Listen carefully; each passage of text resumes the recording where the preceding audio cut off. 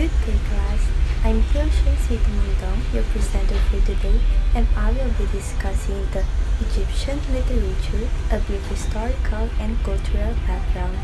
Without further ado, let us start. Ancient Egyptian literature, which is one of the world's earliest, is an important component of ancient Egypt's great civilization and a representation of the people's life, culture, and beliefs. As we tackle our discussion, learners should able to first, recognize historical and cultural background of Egyptians literature. Second, become aware of Egyptians literature in regards with people's life, culture, and beliefs. And the last one is to comprehend and apply knowledge they will get in the discussion. Before we start our discussion, let us have an activity first. Just tell the answer in the following questions. 1. A writing system combining phonograms and ideograms. A. Cuneiform or B. Hieroglyphs. Good job! The answer is hieroglyphs. 2. Most of Egyptian literature was written in hieroglyphics or hieratic script. A. True or B. False. Great! The answer is true. 3. A deceased human or animal whose skin and organs have been preserved. A. Mummy or mummification or B. Hieratic. Great job! The answer is mummy. Let's move on to our fourth question. It was one of the most dynamic periods in the development of Egyptian art. A. New Kingdom or B. Old Kingdom. Yes, it is Old Kingdom. For the last question, it was begun when Nebuchadnezzar and Mentuhotep II reunited Upper and Lower Egypt, setting the stage for a second great flowering of Egyptian culture. A. Old Kingdom or B. Middle Kingdom. Great job! It's Middle Kingdom. Good job, class!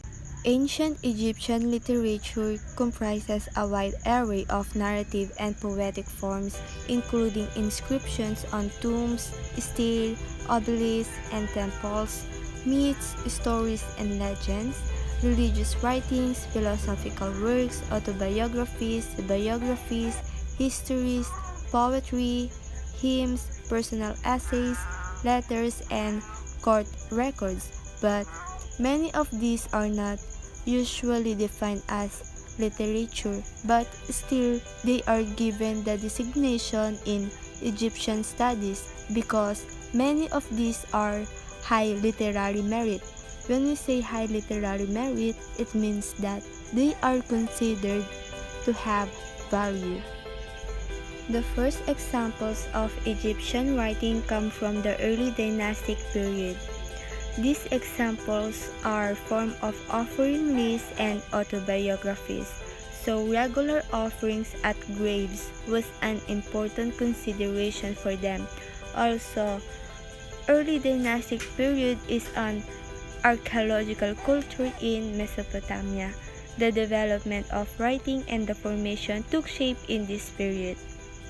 The hallmarks of ancient Egyptian civilization, such as art, architecture, and many aspects of religion are happened in the early dynastic period of Egypt. Next, Egyptian hieroglyphs are formal writing system used in ancient Egypt. Hieroglyphs combine logographic, syllabic, and alphabetic elements with a total of some 1,000 distinct characters. Hieroglyphs mean sacred carvings. So Egyptians used cursive hieroglyphs for religious literature on sheets of papyrus, wooden boards, and many more. Hieroglyphs are written in rows or columns and can be read from left to right or from right to left. Although the use of hieroglyphics began to die out in the 5th century AD, still this was an important part of their writing history.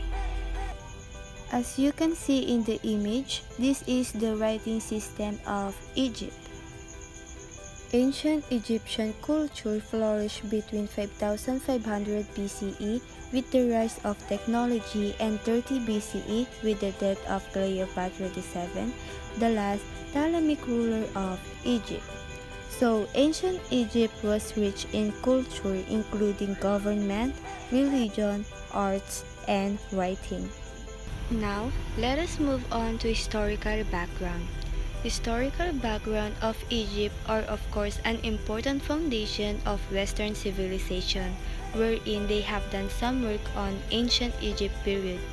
Mesopotamian civilization seems to predate Egyptian civilization, but the two develop in contact. The earliest known written date comes from an Egyptian calendar, 4241 BC. Ancient Egyptians is divided into 30 dynasties organized into the Old, Middle, and New Kingdoms. Later on, we will identify the differences of these three kingdoms. The first kingdom is Egypt's Old Kingdom. It was one of the most dynamic periods in the development of Egyptian art. Old Kingdom of Egypt is also known as the Age of the Pyramids. The Old Kingdom includes the first important dynasties that made Egypt an advanced civilization.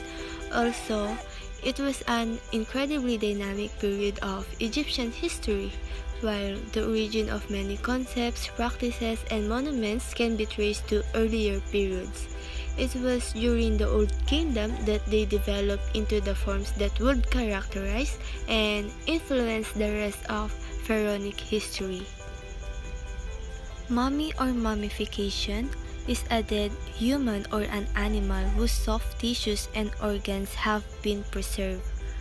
There are mummies around the world, but ancient Egyptians were the ones who created an elaborate procedure in order to ensure the preservation of the body. However, the process was an expensive one beyond the means of many, but Egyptians stopped making mummies when many Egyptians became Christians.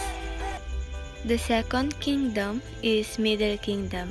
It was begun when Nebuchadnezzar Mentuhotep II reunited Upper and Lower Egypt, setting the stage for a second great flowering of Egyptian culture. So Middle Kingdom is considered ancient Egypt's classical age, which the culture produced some of its greatest works of art and literature.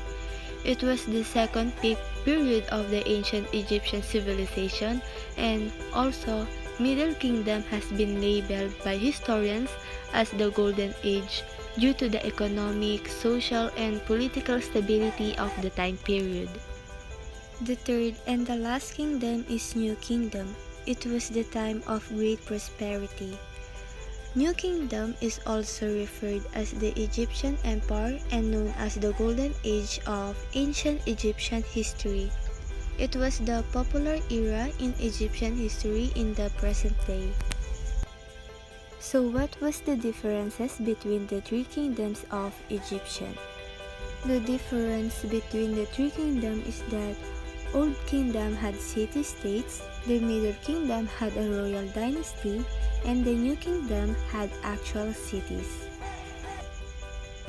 That's all for our discussion. I hope you've understand and learned. Thank you for listening and have a good day.